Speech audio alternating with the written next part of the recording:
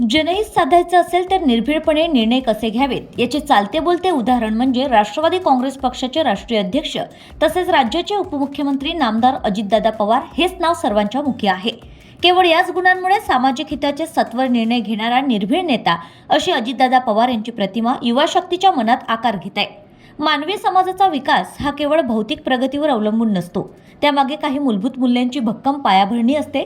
या मूल्यांपैकी सर्वात महत्त्वाचं मूल्य म्हणजे सहिष्णुता होय। सहिष्णुता ही उद्याची नव्हे तर आजचीच गरज आहे। म्हणून प्रत्येकाने आपल्या विचारांमध्ये, वर्तनात आणि सामाजिक संबंधांमध्ये सहिष्णुतेचं मूल्य जपलं पाहिजे, कारण सहिष्णुतेतच मानवतेचे भविष्य दडलेलं आहे। राष्ट्रवादी काँग्रेस पक्षाच्या या ध्येय धोरणांना अनुसरून आमदार संजय खोडके व आमदार सौ सुलभाताई खोडके यांचे लोकसेवेचं कार्य अविरतपणे सुरू आहे।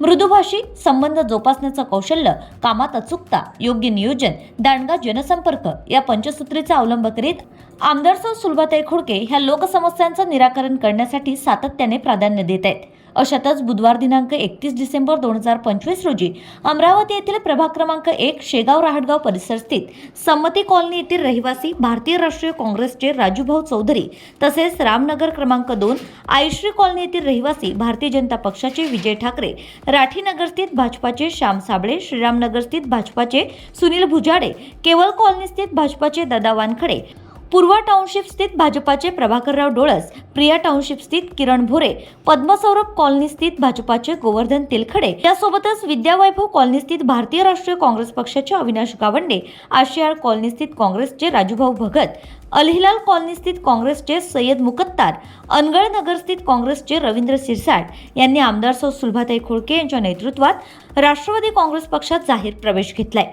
या सर्व नवप्रवेशितांचं स्वागत राष्ट्रवादी काँग्रेस पक्षाचा दुपट्टा देऊन आमदार सौ सुलभाताई संजय खोडके यांनी स्वागत केलंय। लोकशाही धोरणे बनवताना जर केवळ आकडेवारीला आधारित निर्णय घेतले तर ते कधी वास्तव्यात चालत नाहीत, पण जेव्हा अभ्यासक शास्त्रीय माहितीबरोबरच स्थानिक समाजाचा अनुभव, ज्ञान यांनाही समजून घेतात तेव्हा धोरणे अधिक वास्तववादी आणि टिकाऊ ठरतात। जिथे एकत्र मिळालेला परिणाम वेगवेगळ्या भागांच्या बेरजेपेक्षा अधिक असतो म्हणजेच दुग्ध शर्करा योग म्हणायचा।